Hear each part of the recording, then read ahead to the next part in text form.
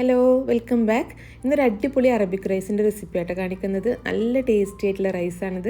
ഇത് സൗദികൾക്കും വിദേശികൾക്കൊക്കെ ഒരുപോലെ ഇഷ്ടമുള്ള ഒരു റൈസാണ് കേട്ടോ. റൈസ് നല്ല ടേസ്റ്റാണിത് കഴിക്കാൻ. അറബിക് റൈസുകളിൽ ഏറ്റവും ടേസ്റ്റുള്ള റൈസാണിത്.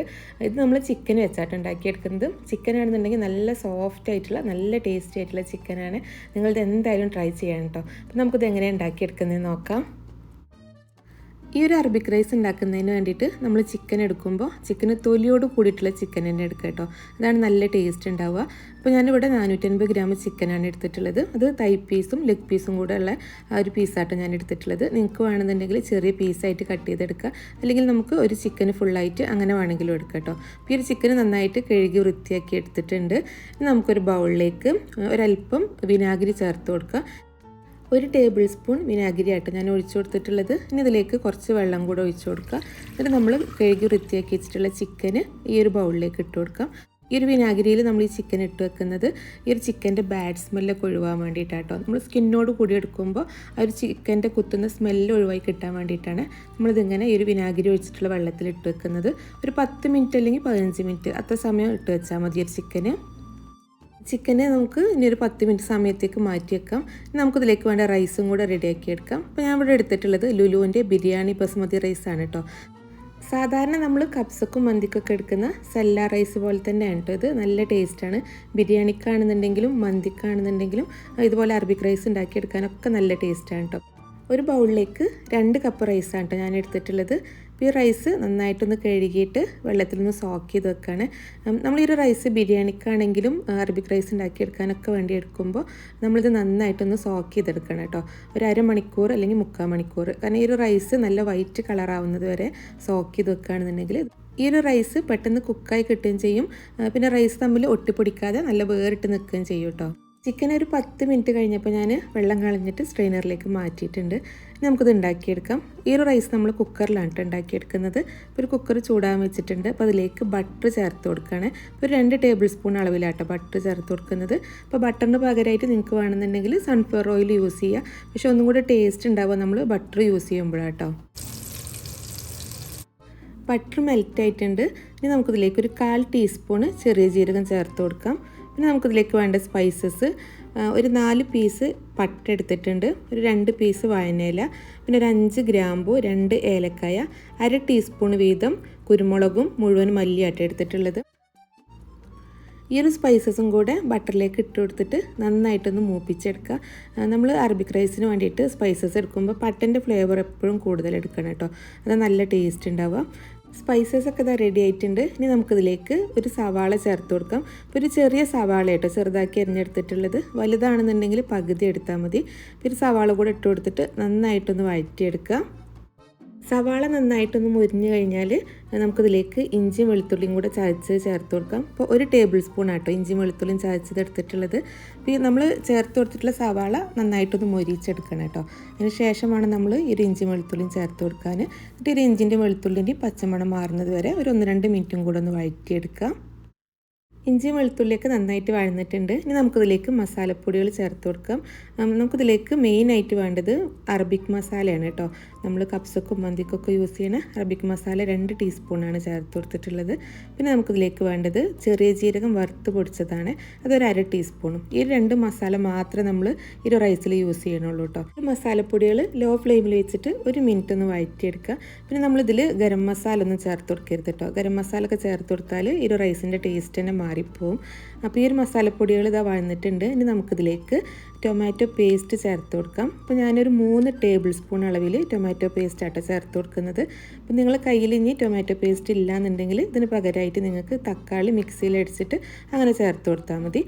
ടൊമാറ്റോ പേസ്റ്റ് ഉണ്ടെങ്കിൽ അത് തന്നെ എടുക്കുക, ഇല്ലെങ്കിൽ തക്കാളി യൂസ് ചെയ്താലും മതി കേട്ടോ. ഈ ഒരു ടൊമാറ്റോ പേസ്റ്റ് ചേർത്ത് കൊടുത്ത ശേഷം ഇത് നന്നായിട്ട് വഴറ്റിയെടുക്കണം കേട്ടോ. ഈ ഒരു ടൊമാറ്റോ പേസ്റ്റിൻ്റെ ഒരു പച്ച ടേസ്റ്റ് നന്നായിട്ടൊന്ന് മാറിക്കിട്ടണം. അപ്പോൾ നമ്മൾ ലോ ഫ്ലെയിമിൽ വെച്ചിട്ട് 2-3 മിനിറ്റ് നന്നായിട്ട് വഴറ്റിയിട്ട് ഇതുപോലെ ഇങ്ങനെ എണ്ണ തെളിഞ്ഞ് വരും കേട്ടോ. അതുവരെ നന്നായിട്ടൊന്ന് വഴറ്റിയെടുക്കുക. ഇതിലേക്ക് നമുക്ക് ഒരു 2 മാഗി ക്യൂബും കൂടെ ചേർത്ത് കൊടുക്കാം.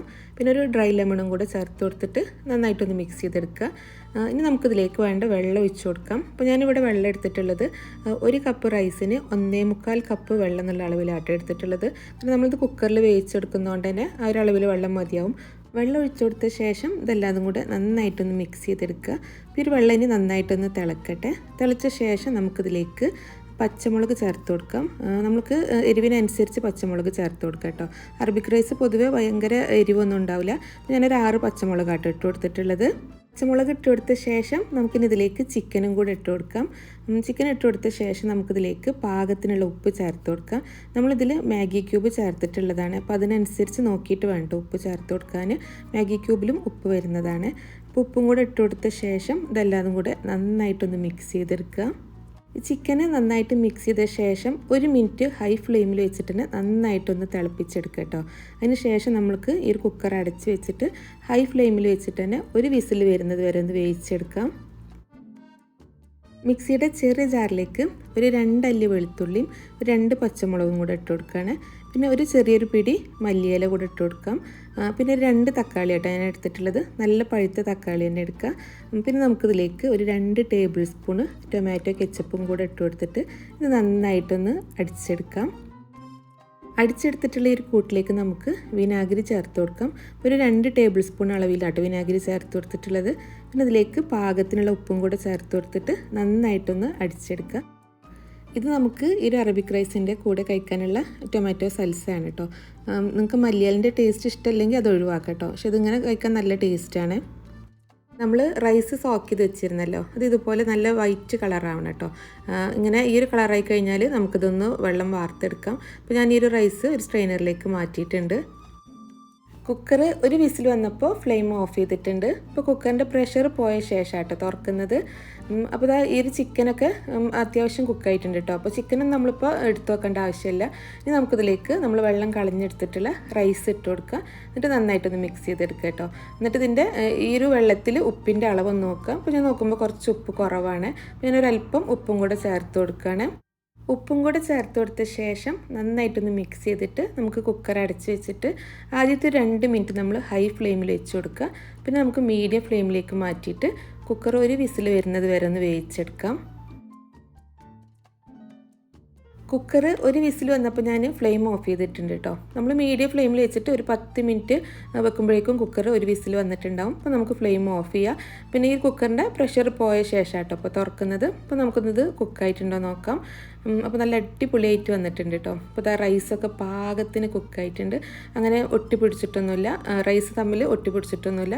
നല്ല സോഫ്റ്റ് ആയിട്ടുള്ള നല്ല ടേസ്റ്റി ആയിട്ടുള്ള റൈസാണ് കേട്ടോ. റൈസൊക്കെ കറക്റ്റ് വേവാണ്. പിന്നെ നമുക്കിതിന്ന് ആദ്യം ഈ ഒരു ചിക്കൻ ഒന്ന് എടുത്ത് മാറ്റാം. ചിക്കൻ എടുത്ത് മാറ്റിയ ശേഷം നമുക്കൊരു ഫോർക്ക് ഉപയോഗിച്ചിട്ട് ഈ റൈസ് നന്നായിട്ടൊന്ന് മിക്സ് ചെയ്തെടുക്കുക.